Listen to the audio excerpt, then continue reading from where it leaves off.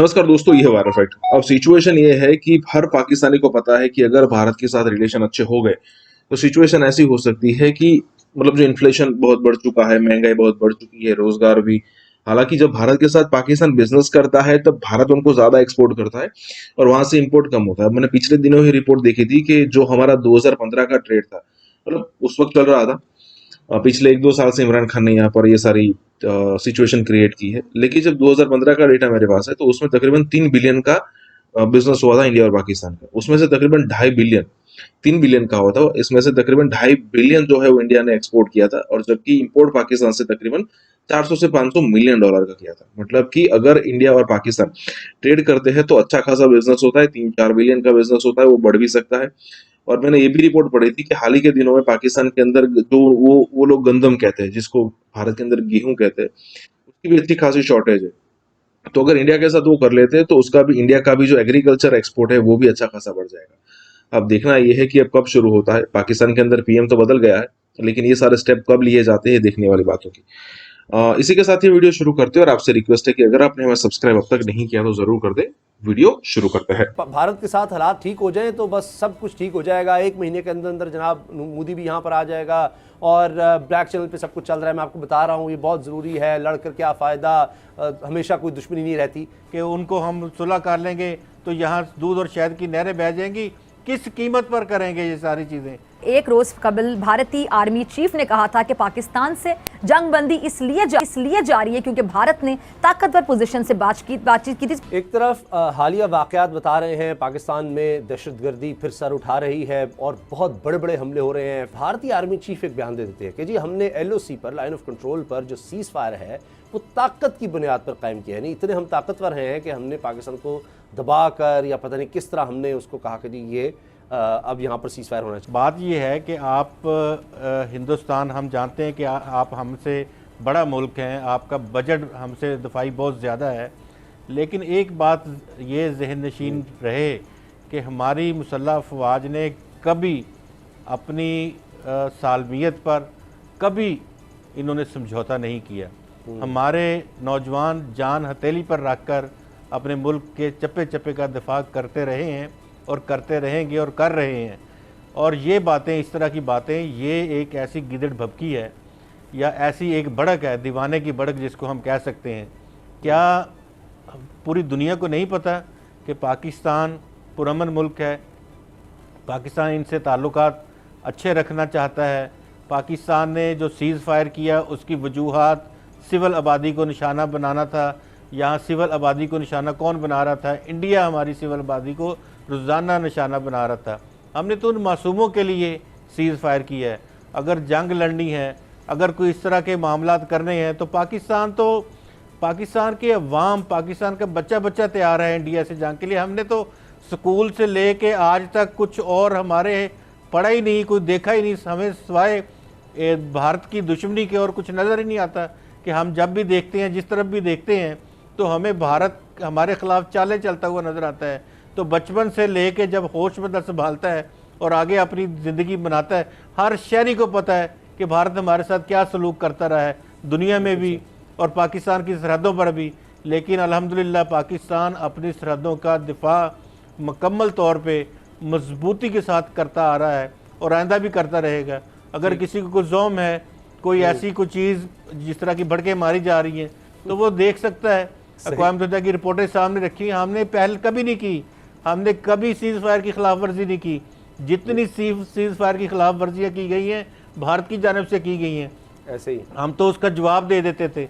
जब कभी इस तरह से कोई भी हमारे शहरियों के ऊपर, हम फिर भी शहरों के ऊपर या शहरी आबादी के ऊपर या गांव देहात जो LOC के साथ हैं, हम वहाँ पे फिर भी नहीं, हमारे नौजवानों ने कभी मार्टर मारे, कभी हमने वहाँ पे गोलाबारी नहीं की, कभी वहाँ फायरिंग नहीं की। अच्छा। हमने जब भी इन्होंने कोशिश की इस तरह के काम करने की, तो हमने इनके फौजियों को निशाना बनाया, ना कि सिविल आबादी को, क्योंकि पाकिस्तान समझता है कि अक़वाम मुत्तहिदा के चार्टर के तहत हम सिविल आबादी को कोई भी शख्स इस तरह से ना नुकसान पहुंचा सकता है। जी बिल्कुल, गुलाम साहब, बड़ी ज़बरदस्त आपने बातें की हैं। मुझे एक वो वीडियो, वैसे तो बहुत सी हैं, एक बड़ी वीडियो वायरल हुई कि चूँकि वो लाइव इन्होंने चला दी थी भारतीय चैनल ने, कि वहाँ पर LOC के करीब जो मकबूजा कश्मीर है, वहाँ किसी बुजुर्ग से पूछता है कि जी ये इतनी यहाँ पर गोलाबारी हो रही है, ये सब कुछ हो रहा है, आपको बड़ी मुश्किल होती होगी, तबाही, आप बड़े परेशान हो गए कि एक 10 गुना मुल्क आपसे हो।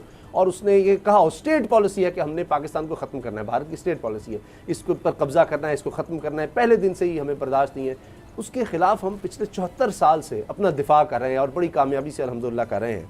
अब ये जो बयानात हैं ये बहुत बड़ी रुकावट बन जाते हैं। गुलाम साहब, अभी मियां मंशा साहब, एक जो ब्रिटिश बॉडी है, पाकिस्तान ब्रिटिश बॉडी, उसके लिए उनको नामजद किया गया, वो बने, और उन्होंने भी ख्वाहिश का इजहार किया। पाकिस्तान के बहुत बड़े इंडस्ट्रियलिस्ट हैं, तो सिर्फ इंडस्ट्रियलिस्ट नहीं, एक टाइकून कहेंगे उनको, और बाज़ जगहों पर में फ़ौज में पाकिस्तान की मीरतरीन शख्सियत भी उनको कहा जाता है। तो उन्होंने कहा कि जी ये भारत के साथ हालात ठीक हो जाएं तो बस सब कुछ ठीक हो जाएगा, 1 महीने के अंदर अंदर जनाब मोदी भी यहाँ पर आ जाएगा, और ब्लैक चैनल पे सब कुछ चल रहा है, मैं आपको बता रहा हूँ, ये बहुत ज़रूरी है, लड़कर क्या फ़ायदा, हमेशा कोई दुश्मनी नहीं रहती। लेकिन जब इस तरह के बयानात आएंगे तो फिर मुश्किल हो जाता है आगे बढ़ना। ऑन व्हाट कॉस्ट हम ताल्लुकात रखें, हमें तो ये नहीं समझ आती कि हमारे जो पैसा हमारे अवाम से कमाते हैं, इधर से सेठ बने हैं, इधर से रुपया कमाया है, वो बातें भारत की करते हैं, उनकी बोली बोलते हैं। यार खुदा के लिए, हम एक कौम है, हमें इस तरह से जलील ना करें जिस तरह की बातें करके कि उनको हम सुलह कर लेंगे तो यहाँ दूध और शहद की नहरें बह जाएंगी। किस कीमत पर करेंगे ये सारी चीज़ें? ऐसे नहीं होता। ये आपने अगर कोई चीज़ डिसीजन लेना है स्टेट लेवल के ऊपर, रियासत के पीछे अवाम खड़ी है, हमारे तमाम अदारों के पीछे अवाम खड़ी है, आप डिसाइड करें। हमने तो अभी जो हमारी सिक्योरिटी पॉलिसी है, नेशनल सिक्योरिटी पॉलिसी, उसमें भी हमने अमन की बात की है, हमने इनके साथ दोस्ती की बात की है, लेकिन किस इस तरह के बयान दे के, ये तो वो चीज़ है कि हम जो इनिशिएटिव लेते हैं उसको पॉजिटिव लेने की बजाय इस तरह की बातें की जाती हैं। क्या फोर्सेस के दिल नहीं है? क्या जो हमारे नौजवान शहीद होते हैं उनके दिल नहीं है? तो क्या हम क्या जाएँ, क्या करें? किस तरफ लेके जाना चाहता है भारत? इस खित्ते को आग की तरफ लेके जाना चाहता है। अगर जंग हुई तो ये मैं यकीन से कहता हूँ कि ये जंग एटमी जंग में तब्दील होगी। ये जंग इनसे इस तरह से नहीं होगी। ये जो अभी इन्होंने एक एपिसोड देखा, अगर वो एपिसोड थोड़ा सा और बढ़ जाता और एक्सकलेशन हो जाती, फिर क्या होना था? डेफिनेटली फिर यही होता है कि हम कहते हैं दिल्ली निशाने पे है, वो कहते हैं लाहौर निशाने पे है। ये चाहते हैं ये लोग, इस तरह नहीं है। तो क्या हम कह सकते हैं कि अब दोबारा बलूचिस्तान में ये जो दुश्मन कुव्वतें हैं ये दोबारा से मुनज़्ज़म हो रही हैं? CPEC भी एक वजह हो सकती है। तो अब ऐसे में करना क्या चाहिए? हमारी हिकमत अमली क्या होनी चाहिए, स्ट्रैटेजी क्या होनी चाहिए, हमें क्या करना चाहिए? जी, वजूहात तो ठीक है, एक आपने बता दी, CPEC वजह है, ग्वादर की डेवलपमेंट वजह है, चीन का पाकिस्तान के करीब होना इसकी वजह है, और दूसरा जो कुछ हिंदुस्तान के साथ हुआ अफगानिस्तान में, ये उसकी वजह है। फिर ये कि वहाँ पर चूंकि उनके पास जगह नहीं रही, और जो तहरीक तालिबान पाकिस्तान के लोग जिद कर रहे थे कि हम बात नहीं करेंगे, वो भी मिल गए इनके साथ जाके, तो कुछ देर के लिए इनको थोड़ा सा सांस मिला है।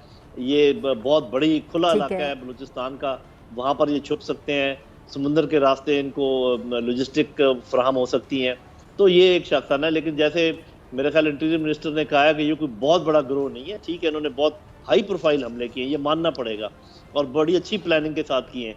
ये तो हमारा सलाम है अपने शहीदों और गाजियों को कि उन्होंने इनके सारे उसके ऊपर पानी फेर दिया।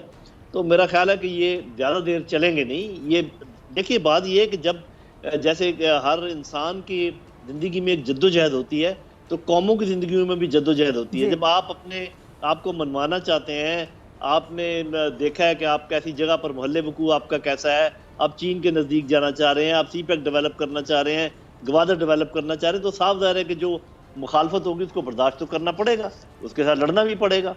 तो ये बलता मैं अपने, आपने कहा कि कैसे किया जाए, तो 2 बातें मैं क्या करना चाहूँगा इस ज़मीन में। नंबर 1, जी जी प्लीज, दोस्तों और दुश्मनों को में पहचाने कौन है जिनको ये सारी चीजें पसंद नहीं है। वो सिर्फ हिंदुस्तान नहीं है, और लोग भी बहुत जरूरी है। और दूसरी बात ये है कि सिर्फ डिफेंसिव ना हो।